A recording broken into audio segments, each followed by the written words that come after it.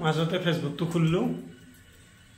মানে বহুত ভিডিও দেখি চাই আছিলোঁ সেনেকৈ টাইমো পোৱা নাছিলোঁ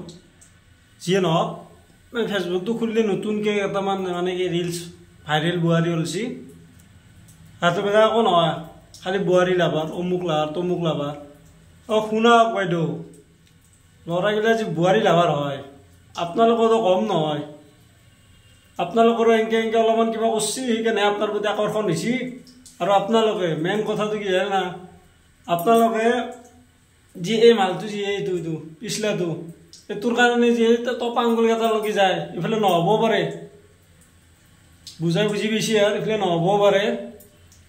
আপোনালোকে পইচাৰ লোভত যি সেই টপা আঙুলি এটা তাতে যায় চেংৰাকেইটাই আপোনালোকক নাচায় কি হ'ব